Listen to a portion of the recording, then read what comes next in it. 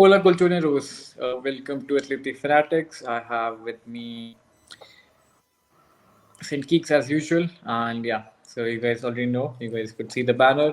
So today we are here to discuss about the latest news surrounding Atletico de Madrid and what's going on with our club, with the recent rumors and the latest sponsor deals as well.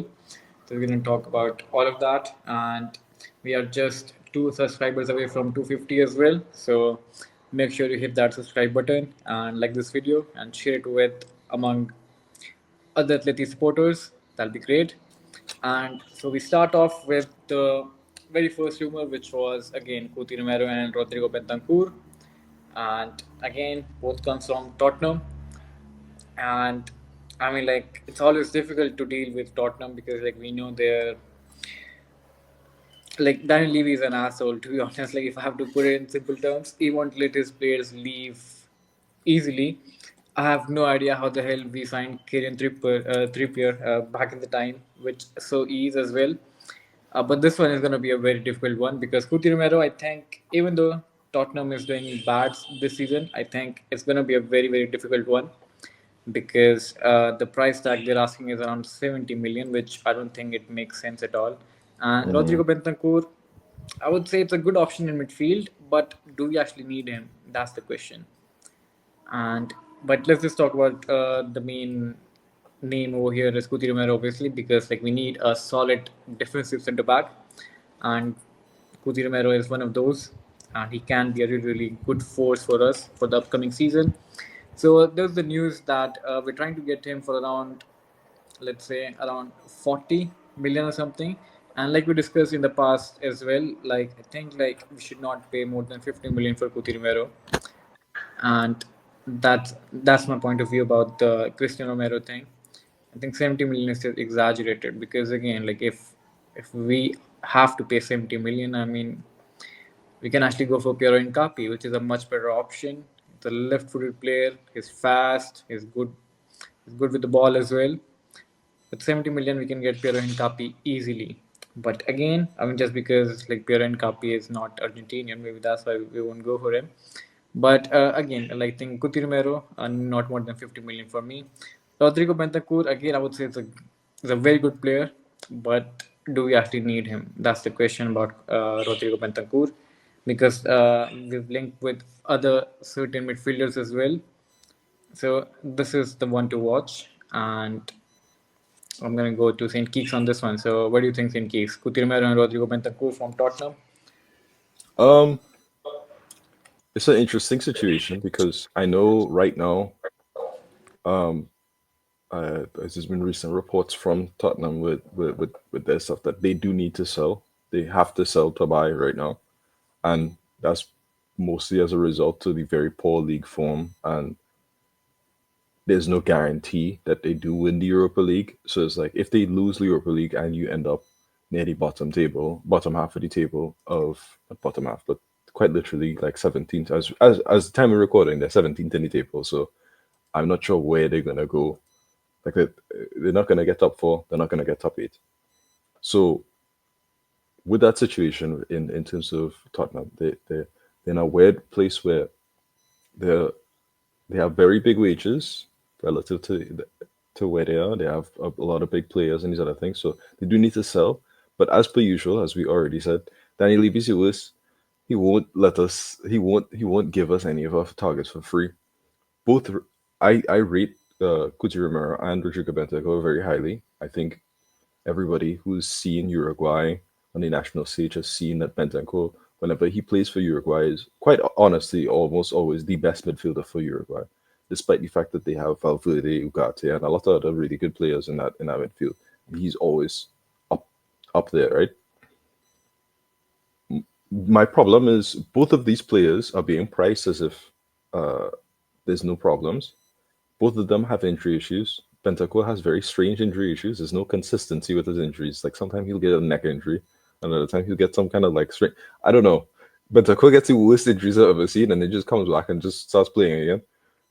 Kujirumara has a somewhat consistent hamstring injury, like that could probably pull him out of it. We're hoping that by him coming to Atletico, a lot of that will go away because we've managed to fix some of our injury issues, but there's no guarantee for that with football. And it's like 70 million is insane, honestly. I don't think there's a lot of defenders right now you would Exactly, put down that kind exactly. of money for. And even if you could put down that kind of money, you would usually put it down from a player who's, I don't know, a bit younger, who has. I mean, don't get me wrong. I think if we had the expendable cash for it, and we could ignore this and go to the other targets without any worries, I'd say just spend it and just go along. But the reality is we don't. And as much as I think it would be great to get one of these players who I think is on the caliber of Jimenez in terms of like centre back quality and being able to assure that defense,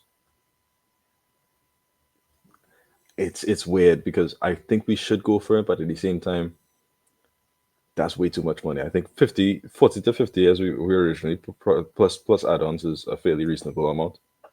Yeah, and then then Bentancur is, if we are going for a midfielder, Bentancur could hardly you can for sure get Wissam Bentancur. He's a very good midfielder. I think he's really nice. He's consistent.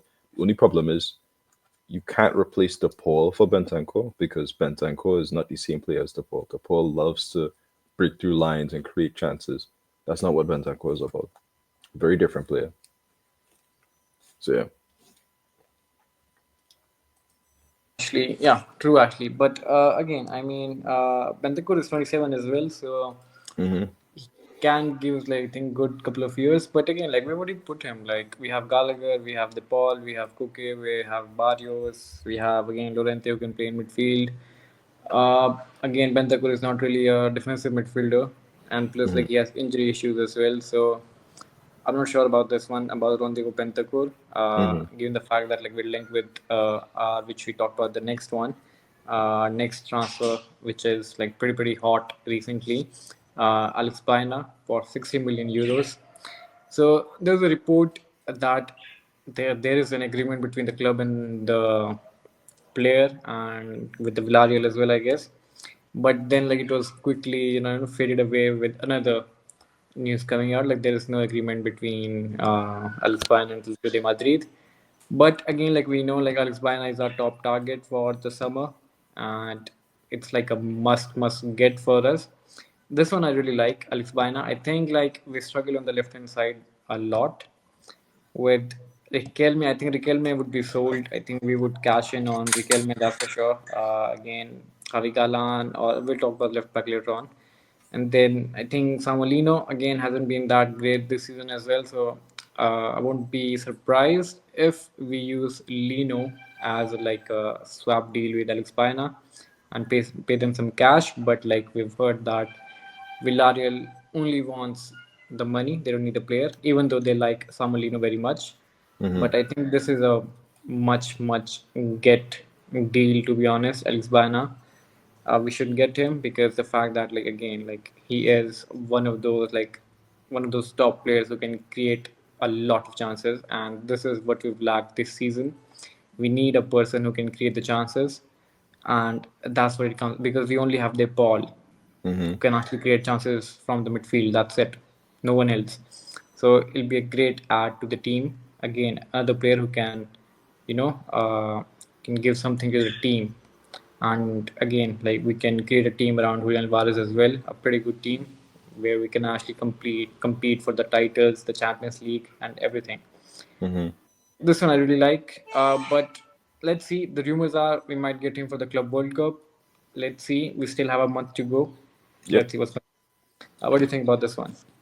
I think I agree with a lot what you're saying. I think if you look at our season, um, if you look at the right hand side, we've had multiple different variations, all to a fairly decent amount of success, most involving Giuliano Simeone. But be it Molina at right back or Llorente at right back, it really doesn't matter. Usually they're both performing fairly well. Llorente has been better overall, but I wouldn't really discount either of them. I think when you look at even Riquelme when he's playing on the right hand side, they have some level of creativity and these other things. And so you look at the situation on the right hand side and you say, well, if it's not broken, let's not fix it, right? We're keeping it as it is. We have a clear system of how we create chances, and it works to a fair degree. You look at the left hand side and you say, well, Luna's had an underwhelming season. He's kind of underperformed this season compared to last season. Riquelme hasn't really gotten to play much on the left hand side, and even if he has, he hasn't done anything crazy. Both of them kind of suffer from the fact that we changed from the 3-5-2 or 3-4-3 to the 4-4-2, where they're not wing backs anymore. They're kind of just wingers, and so the, they have different responsibilities now in the Atletico system, I should say. And getting somebody like Bayana, who is quite literally the highest chance creator in Europe right now, at who's 22, he loves to be on the left hand side. Like being able to create that amount on that same flank would be great. And as you said, we will get back to Galan, but it's like getting a good that left hand side fixed and being able to figure out what we need to do on that left hand side, both offensively and defensively, would allow us to do a lot more than what we already could do. Because I still think Lino, I don't like the idea of Lino leaving. I think this is an underwhelming season, yes, but I think he is very much a player who should be in our squad. He should be always an option because being able to get a winger on that left hand side should never be off the books. And I think Riquelme is better on the right anyway. So if Riquelme was to leave, it would be like, oh, okay, well, fine. Not that I want him to leave per se, but if we need cash, of the two, it would make more sense for Riquelme, who has a lot less time, has shown less for Atletico, and then Lino staying would be giving that option. But we have other things to discuss. Let's not get focused too. I think True. Bayern is a good deal. Yeah, true, true. I mean, like, I won't be surprised if Lino is sold. To be honest, even though like I won't like this option because again, I think like there is potential in Lino, and like he can actually like do something if we give him a chance. And then, but again, like with Atleti is right, like like we need some players to be sold to buy some. That's the situation with That's Atleti. how it always is. I hate that I because I mean, feel like we have exactly. so much I more mean, for to do. exactly. Like last time we had Samu Diona and Joe Felix leaving, to make space for Conor Gallagher and then Julian Alvarez as well. Right. So I think, uh, again, so like I won't be surprised if Lino is cashed in, to make up some money, which can be used. But again, like I would like Lino to stay as well. But anyway, the next option again, like since we're talking about like making cash, so there was like recent report about. Sorloth. So like there is a few clubs who are eyeing Sorloth. So like he's in radar for some European clubs who might go for him. Like his season hasn't gone unnoticed. And so I just have this like straight up question: would you keep him or would you sell him? Let's say if a good offer arrives around let's say 35 to 40 million, would you sell him or would you keep him? I think Sorloth has been. I've mixed views on Sorloth because I feel like I didn't really want Sorloth last summer. I wanted Samuel to stay because I thought Samuel has 9 goals. He's 20. The Simeone system could be perfect for him to evolve and these other things. And it's like, oh, if he's coming in to replace Morata, fine. But if he's coming in to replace Samuel, I wasn't happy. But that's what happened. He was effectively our main nine, big like player. But it's like every time he I mean, started, he's been yeah, I mean, we were all excited to see someone to play in first 11. yeah, And it's and it sad, just like didn't work out, we didn't have like even not even one game actually. We couldn't even see him for one single game, which is which sad. yeah, I which is would have at sad. least wanted at least one preseason. Give me at least a preseason. I would be like, all right, cool. I got you to see Exactly, any shit, exactly, then cool. exactly. But But it did happen. um, speaking of Samu though, yes, we sold him for 15 million, but we still have 50% of his rights. And should one of the other clubs buy him before the Club World Cup, right? I'm being very optimistic and saying they hit his release clause and hit the 100 million. If that does happen, that's a 50 million windfall that comes back into Atletico's coffers, and as a result, now you have less to look about in terms of sales. I think the sales is a mix between wages that need to be offloaded and a mix, and then also potential like to how it looks on the books. Because I know we're getting the Vermeeren money this summer because it was a loan plus option to buy, so we couldn't get it last summer. So we're getting that money now. But when you look at these other things, it's like Sorloth staying is a strange one. I think as a starter, he's not the go-to. I think we've already discussed this a few times on our channel. I think even after that Rayo game where he had a really good game, but he really could have scored a hat trick. And it's like I if we are to go and get another starting nine, does that how does that affect Sorloth mentally? Does he want to stay? He has other options. I think if an offer comes even close to 50 million or 50 million and above for Sorloth, just say, you know what, pack your bags, bro. It's time to move on. It was nice. It was a nice year. Then cool. But if not, uh, I don't see a reason. I don't think we need to break even and just call it George. I don't think that's a necessary thing. Even though I don't think I think we overspent for super sub, but it's I don't know. If the offers are good, great. If not, don't bother. Don't mess with my head. You know what I mean? Let's keep it simple. Yeah, we bought him for around 45, so I would say around 35 to 40. I think would be a good deal for him. Like Hmm. I'll be happy like with his departure, but that means like we have to sign like what, two more forwards. Yeah, That's because Korea seems to be guaranteed it. off. Exactly. So that's a lot. I mean, like two more forwards. Then I would be surprised if we're getting such a nobody coming up. Let's say from the recent play we were linked with Puado. I can't even remember his name correctly. It was Javi Puado. Pardo. Puado, exactly. So I mean, like, it.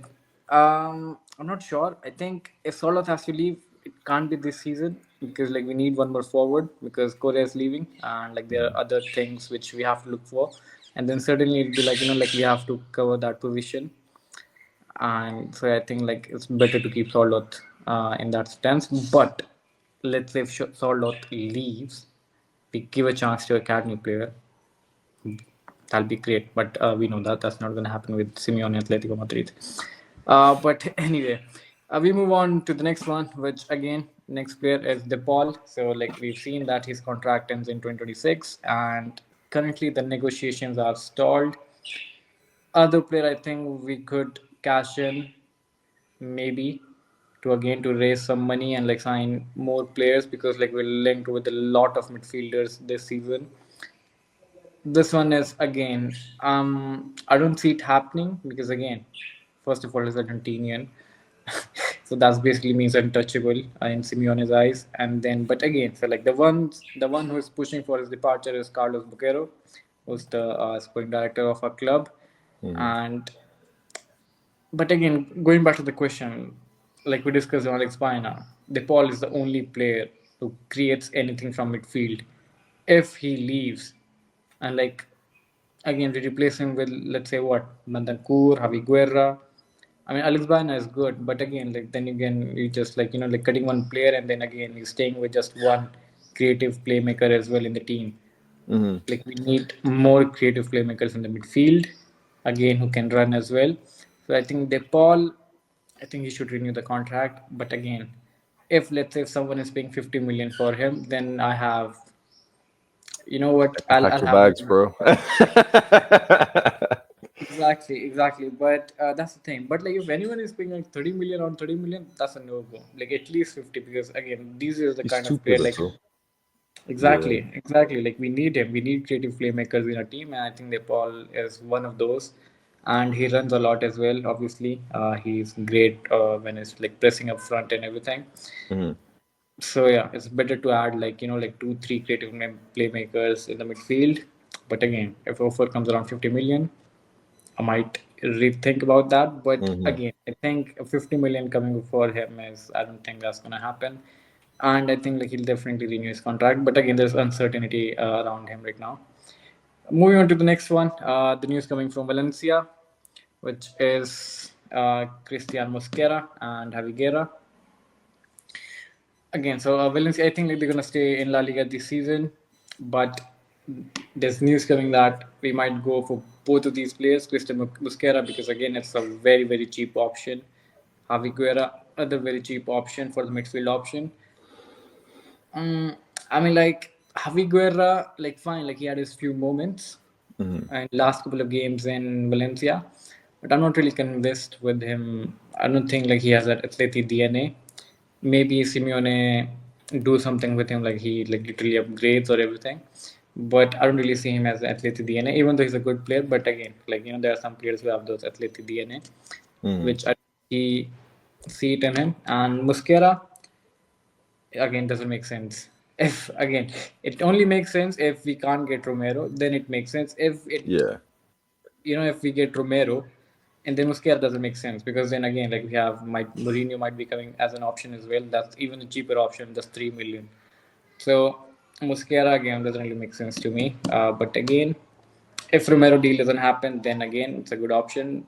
But let's see. I'm not really sure about this one. I think like we are having like the top targets and the backup targets as well, side by side. Yeah, that's the part that's confusing because it's like, okay, well, which one? Like, as per usual with Atletico, they never make it clear for anybody. It's like, okay, well, this is who we're going for. This is who we're going for if the situation doesn't go through or these other things. If you look at any other club, it's like, oh yeah, this is our top target. This is our second option. I was like, everybody understands what the situation is. With Atletico, you you see 5 or 6 different center backs. It's like, okay, so who's the main one? It's just like, all right, we know it's Romero, right?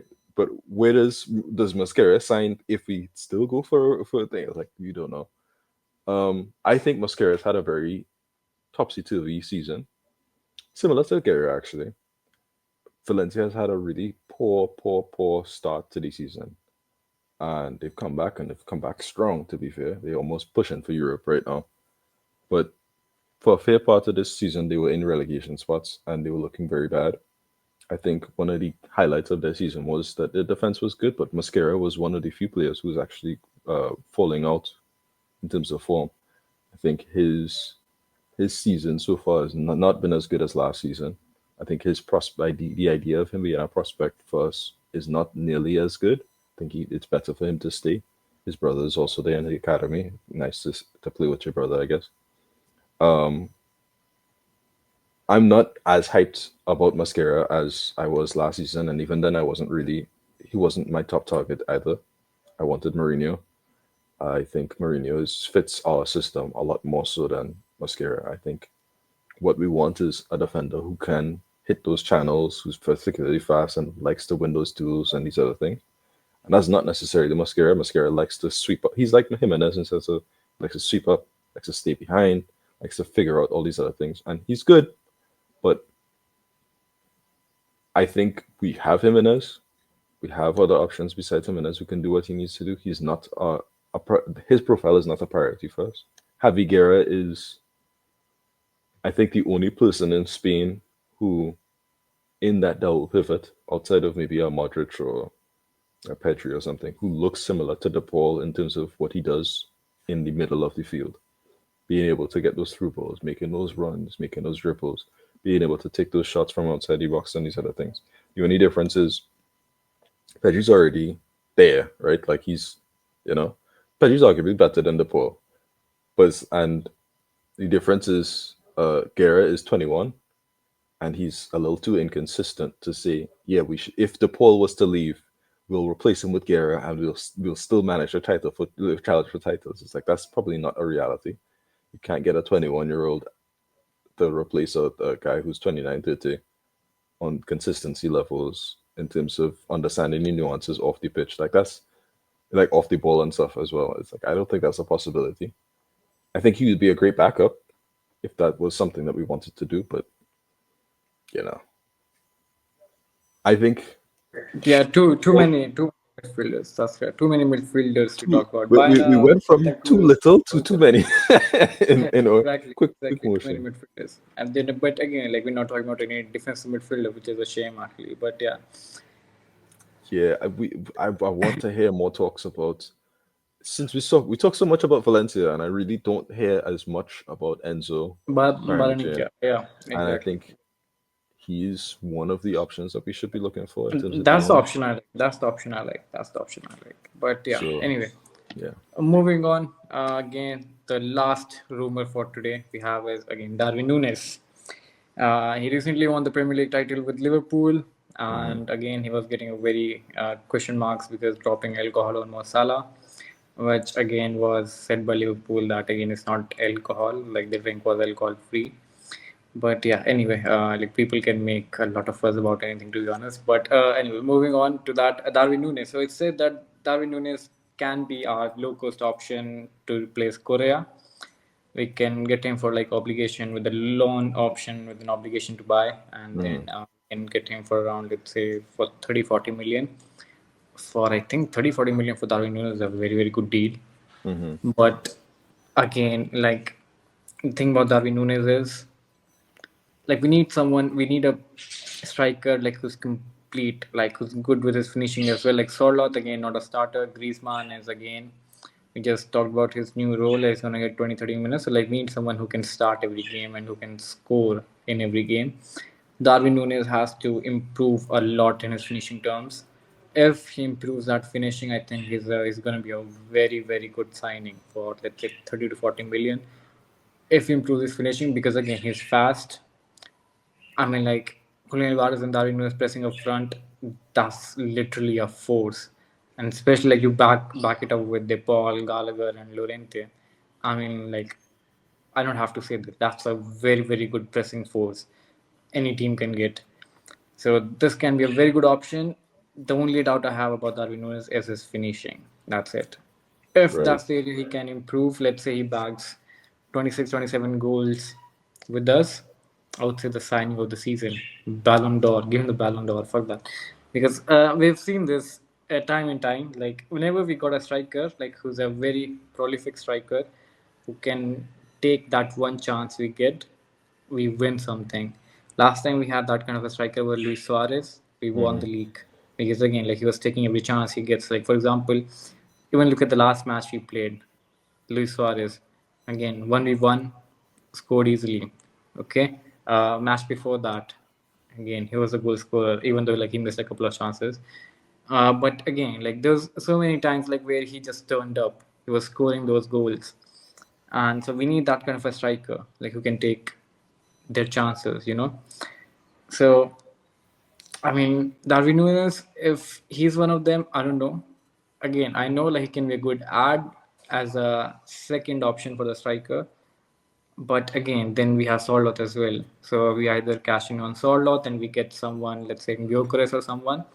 But Hmm. again, that's not going to happen. Gyökeres is going to be expensive as fuck. Because if we're thinking about Romero and Alex Baena, Gyökeres is out of the table, to be honest. So Darwin Nunes, I'm not sure, but let's see. There's going to be a lot of movements, that's for sure. What do you think about this one?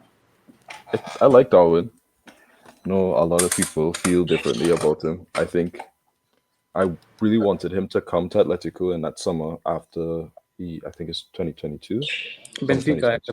the I Benfica want one, to yeah. say so. Yeah, I think he was one of our main targets, and I think this is a general thing. I love watching Uruguay, and I love Uruguayan players. Uruguayans tend to play really nice football from a nation that has very small population, right? And it has and they're kind of royalty in that sense of how they consistently perform at such high levels. But they almost always choose the worst transfer option. I swear to you, I've never seen a Uruguayan who's gone out of their way to make a consistently good amount of transfer thing. They just have to be that good that they just get good offers and they choose right. Like Luis Suarez really didn't actually choose all that great. He was just that good that the good players like they just picked him up. Darwin should not have went to Liverpool. I felt it at the time. I was like Darwin when he debuted in I think it was it the under 21 World Cup? I can't remember. Whatever. Looked like a player who was really, really good, but very, very volatile in terms of emotions. I was like, why would you go to the Premier League, a league that will literally go after everything and anything that you do, when you are a confidence based player That's the worst thing you could do. You could go to Spain, they'll say something, and then 2 days later they won't talk about you again. All right? They have other things to do. I to me, that Darwin situation is so weird because it's like we at the time we needed a guy to be a pivotal point of a forward going forward. And it's like, okay, Cunha is great. I appreciate what Cunha did for us. He's moved on. He's doing great for himself now. But Darwin to me seemed like he's fast, really good at pressing. He at the time was very confident on his finishing. He could do that extra step. So I thought, now now is the time to take advantage of his stock market his market value is low, right? Liverpool want him gone.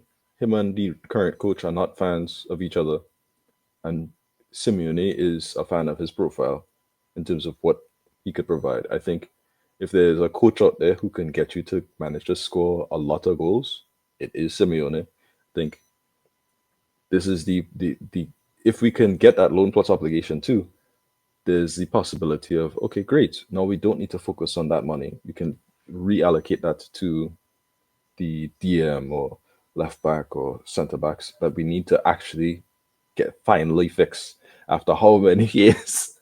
But I think this could be a great deal. I hope this works out as intended, or else my reputation is at stake. But I think he's a good player. I think he'll be. I think he'll come good for us. I think he seems like one of those players that will work out great for Atletico. So yeah, so there you go to all the fans. So yeah, a lot of transfer rumors for this week, and let us know your views as well on this. Like, who do you guys want? You know, in our club, who do you guys want to be like? Like sign for our club, and like who do you prefer? Because we have a lot of options actually. And I mean, there's definitely going to be a summer of a lot of movements. I hope it's good movements, nothing like something out of the box which can affect us in any way. But anyway, we're gonna finish the video with the latest news which happened today only. So we have new sponsors for the training kit, and which is Visit Rwanda. And if anyone is looking to visit Rwanda, they can visit now, just because like they started sponsoring your club. And again, it's a good deal. They're sponsoring for the likes of Arsenal, and so I think like we are getting the money now. Like first it was Red Bull, then again we renewed with Nike, and then now we have Visit Rwanda as well. So again, we are getting money from the sponsorships. So the thing is, if we use that money in a very good way, which can which can make us a very good team going forward for the next season, going for the titles next season as well.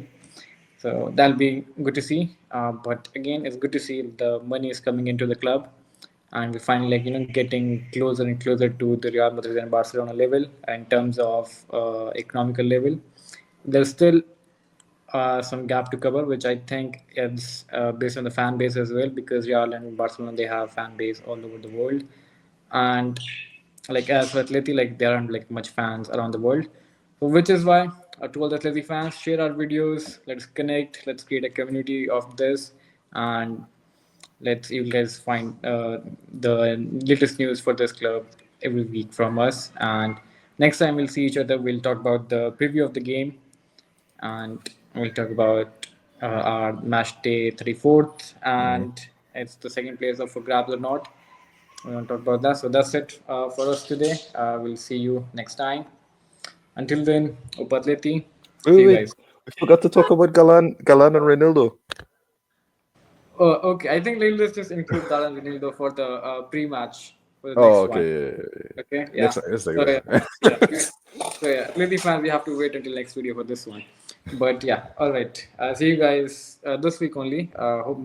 Most probably on Friday, or I think Saturday we're playing. So yeah, most probably on Friday. All right. Ciao, ciao, everyone.